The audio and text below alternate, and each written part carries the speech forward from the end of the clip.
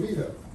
We're excited to be here to unveil the Duke Energy Sustainability Lab and show our appreciation to Duke Energy for their commitment to Seminole State College and to our students as they pursue STEM careers. Duke Energy supports Seminole State in many ways, including grants for programs, equipment and student scholarships. Duke's Government and Community Relations Manager, Patty D'Alessandro, also serves as the chair of our board for the Foundation for Seminole State College. You'll hear from Patty in just a few minutes. The program goal for the Sustainability Lab is to educate tomorrow's workforce today by focusing on future needs in STEM. This lab allows faculty to engage with students in a hands-on, real-life environment, which we and Duke hope will spark their interest in pursuing a STEM degree. The original grant for this lab was $80,000, and you'll hear from Professor Debra Socci how that funding has produced the student projects you see around you. You'll also have an opportunity to visit the pollinator garden outside, which was created through an additional $5,000 grant from Duke Energy, and the solar array, which is a result of a $94,000 grant.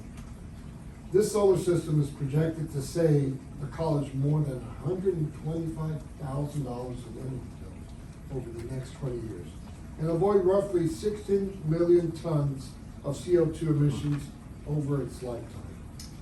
I'd like to invite Professor Socci to come up and tell you more about what we're seeing here in this lab. Professor Socci.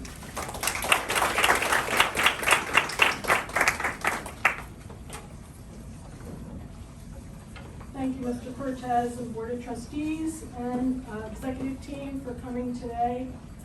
Thanks also to Deb Richard, Randy Otero, Elizabeth Baker, Laura Schumacher, and the many volunteers who helped prepare for today's event, especially Tina Crampton, Guardio, and Kelly Diaz. They were my left and right hand people for this event, so I'm very appreciative for their help. And everyone in here is a part of this, so thank you for coming today to celebrate the launch of the lab. So I would like to summarize the chronology of the project, and most of all, I would like to share our accomplishments and thank all the people who have helped support the development of this space. As we all know, education is not a race, it's a process. It consists of more than checking off boxes and crossing tasks off of a list. It's more than classroom learning. Like any valuable experience, experiential learning is developmental. And it involves many detours and mistakes. Where's Bart?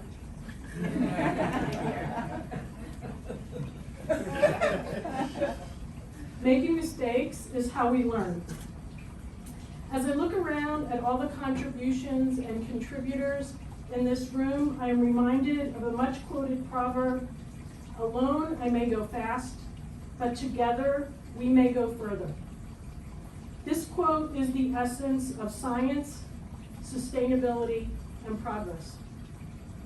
Thank you, Duke Energy, for your belief in Seminole State and your patience, partnership, and support.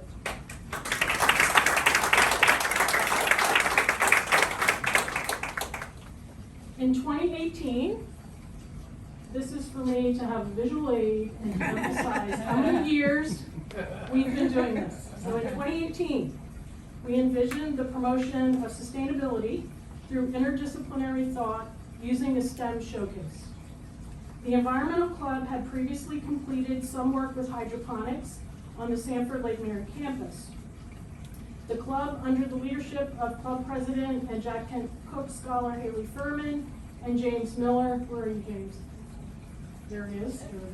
Okay. James was the Emerge Grant coordinator. So they demonstrated, it was a team effort, and we demonstrated that hydroponics could work on a small scale. And we wanted to expand on the positive energy of their projects. So photos displayed above the sink illustrate the success of some of our early hydroponics experiments, which were housed then mostly in the library. Dave Estworthy, I don't know if Dave is here, he's our facilities, I have his title wrong, I apologize. Dave does everything. He brings the mail to all the campuses, he helps out whenever it's needed, so he helped to maintain the first tower garden, so I'm appreciative to Dave. Librarian Linda Cole, who's here today, kept a tower growing in the Sanford Lake Mary Library since 2018, and she has expanded that project to include a seed bank housed in an old wooden card catalog. The peppers that are growing on the tower garden today are from her seed bank. So what the idea with this seed bank is that we grow the peppers and then we give her the seeds back and she expands, she shares them with others. So we have tomatoes, peppers, and kale on these two tower gardens, and then there's one also in the other part of the lab, and there's one also in the entryway to the library. That Macarena has, she probably welcomed you today. She's keeping that in the bio lab in the other building. Okay, so I'm only done with 1 year so far, so you gotta bear with me. 2019, students built the pollinator garden outside, so I hope you're able to go see that. Seminole Audubon Society President Phyllis Hall, Phyllis is here today. Thank you, Phyllis, for coming. She connected us with Margaret Spontak at Duke Energy to help us fund the garden. Former Seminole State Environmental Club President Janina Bagherzadeh, where's Janina? Is she here? She is somewhere. She might be out at the garden because she's really an outdoor. She designed the garden. She also designed the pollinator power t-shirts that you see everyone wearing today. She went on to become an award-winning poet, and she's currently a creative writing major at UCF. Former Seminole State professor and student Tina Crampton, who I introduced earlier, she has worked with current environmental club leaders Salma Cherkawi, where's Salma? Dessa Dixon, where's Dessa back there? And Victoria Garofola is there, so they've helped maintain the pollinator garden. And I'm hoping you get to see that before you leave today. Okay, we're on to 2020. Dun, dun, dun. We secured the space you're in right now. So photos on display, we have some photo booklets over there for everyone to look at. They demonstrate parts of this very interesting process. So credit goes to Kelly Diaz, our librarian. Hi, Kelly. Hey, Kelly. Kelly saw potential in this former graveyard for discarded electronic equipment, furniture, and construction material. At that time, student Tracy Kamazi, who's here today, where's Tracy? There's Tracy. With help from her husband, Paul. Where's Paul? Paul is an SSC alumnus in construction project management. Tracy and Paul knew just what to do to gain support. So thanks to Tracy, we secured approval and a logistical plan. Those who know Tracy know she is very multi-talented. Another one of her accomplishments is on display in the lab, a beautifully illustrated plant booklet. Post-Seminole State, Tracy earned coveted internships with Seminole Audubon and with Mark Kateli at the Florida Native Plant Society. And Mark is supposed to... He's right here. He's coming. Mark, thank you, Mark. So Mark's worked with our students in the past. So thanks, Mark, for coming. Today, Tracy is a newly minted graduate of Rollins College with a bachelor's degree in environmental studies. Last year, she was named the most outstanding Rollins Hamilton Holt student. So congratulations. Okay, we're about halfway through.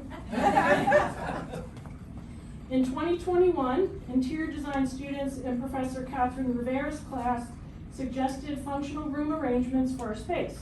In the midst of the pandemic, they found furniture in the Altamont campus equipment necropolis and got to work. The old Chevy building. Together, we repurposed tables and chairs. Microscopes and other equipment were acquired through the work of lab managers Kobe, Henry, Macarena, Mino, Vilzek, who's here. Macarena, she may have welcomed you if you've come in today. And she also maintains one of our towers. We bought new equipment, including the water distiller on display back there. So you can drink water from our water still. It's available for you to try today. Our water still helps you visualize what is in our water in addition to H2O. So Bart Wiskuski, and Scott Young is a superstar here. He's retired now, so he looks really good, right? He helped supervise the huge room renovations, and you can look at pictures of what the lab looked like before we started renovating. He also helped assemble the still. He built the wooden stand for the still with wood he just found around campus, and he also helped us hang artwork. So thanks so much, Bart. I really appreciate you. Professor Deb Barr arranged for wall photos. These are pictures of underrepresented scientists, so you can look at those at your leisure. Dean Jeff Gibbs, right there, right? You offered your support, thank you, and helped us acquire, after a registration area remodeling project, this large installation. It was painted by former Seminole State art professor Pam Kaufman. So Pam's retired now, but she really captured our campus, so we're very happy to have that.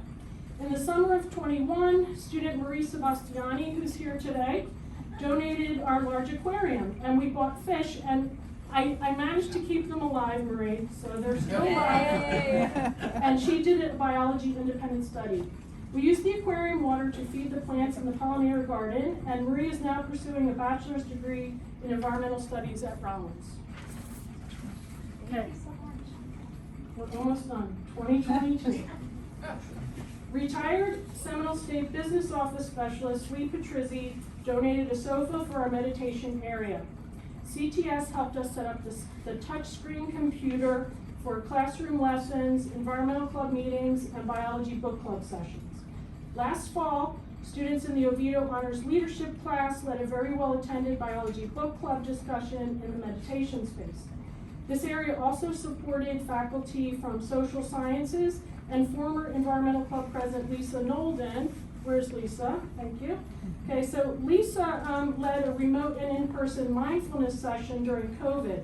So she's presently completing her AS degree in health information management at Seminole State, and she soon will be pursuing her Bachelor of Science in Health Sciences. The meditation space is integral to our lab because sustainability embraces and advocates for maintenance of all of our mental health. Students in Kelly Diaz's first year experience, FYE class, I heard a little bit of the board meeting, so I know that you guys care about FYE. So students in Kelly's class toured the Sustainability Lab last spring. Her class surveys reflected that students found the tour their favorite part of the course. One of her former FYE students is now a student in my general biology class, and he plans to pursue a career in marine biology. Also last year, environmental science professor Rick Snyder used the Sustainability Lab for hands-on experiments in his environmental science classes, and he will continue to develop lessons for his non-science majors. So thanks, Rick, for coming today. Tina Crampton completed an independent study last fall. She donated a supplemental aquarium, among other things, that demonstrates a simple aquaponic system. Growing plants, which in this case are edible sprouts, using aquarium water supplemented with waste from the fish. These demos were on display as Tina led local Girl Scouts in the completion of 3 of their merit badges last fall. Tina's independent study using the lab allowed her to successfully complete her sustainability certificate, for which she was only missing 1 course. Because of her work, another student, Josh Alderson, is currently finishing his sustainability certificate through his enrollment in a biology independent study, and his projects are on display outside. So we are in last year, yes. Okay, I know you guys are glad. All right, so after we hosted the Girl Scout event last year, current environmental club officer Jessa Dixon, where are you again, Jessa? Over there, she made connections that helped her attain a counseling job with the Girl Scouts this summer, so she'll be working for them this summer. So the Environmental Club recently partnered with Kelly Diaz, the Library of Honors, on a rock and jar painting session. Okay, it showcased the lab. Feedback from these well-attended events has been very positive, and more events like this are planned. Finally, also this year, before spring break, biology professor Patty Smith led a campus envirothon competition. Over 100 students and teachers from Central Florida high schools came to our campus and use the lab, and the students from Oviedo High School Environthon team advanced to the state competition after completing the event. So developing the lab has not been fast, like my speech. Okay, but the displays and the students, faculty, staff, and community members present here today are evidence that further is a good place. Hopefully visitors to this room recognize Duke Energy's generous commitment to sustainability education, thank you so much, Patty, and the commitment of all those involved in the lab's planning and development. STEM and this room welcome other disciplines in the hope that it inspires progress and hope in the future. How can our STEM lab grow more roots and more leaves? It is alive, and with continued collaboration, it is a model of what experiential learning and sustainable education can be. So after remarks by Patty, I'd like to invite everyone here to talk to our students. You can identify them with their shirts, right? So look for the black Duke shirts, Pollinator Power shirts, which the grant paid for. And I invite also to visit Josh outside. He's got a great display of solar cooking potential outside, and we have some muffins over here that were cooked with the solar cooker, and there's currently brownies in there cooking that we put in about 2 hours ago. So if you're brave, you can sample those. And our pollinator garden is available to view, the solar energy arrays, and James Miller can take you back to there. So I'd like to now turn the podium back to our trustee president, chair, Bob Cortes. Thank you so much.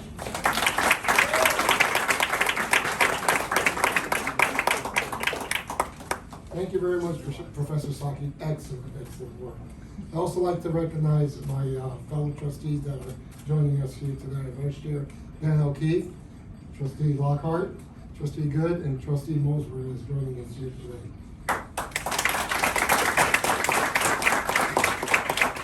So before you take a guided tour of the pollinator garden that Professor Socci just mentioned and the solar array, I would like to introduce Patty, the other senator, to join us here, Government and Community Relations Manager at Duke Energy, to say a few words. Thank you.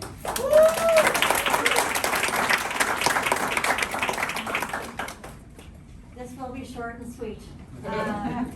I'm privileged and honored to be part of this, and boy, is this a powerful community, huh? I'm thrilled with this, and I can take this back to our foundation and talk about how we can expand this. So this is exciting because it's the environment, and as we were talking with the team, everything kind of rolls into each other. We're talking about environment, we're talking about plant transfer, we're talking about mental health, environmental studies, political science. It all kind of rolls in together. So it's so exciting, and I'm humbled again, and thank you very much.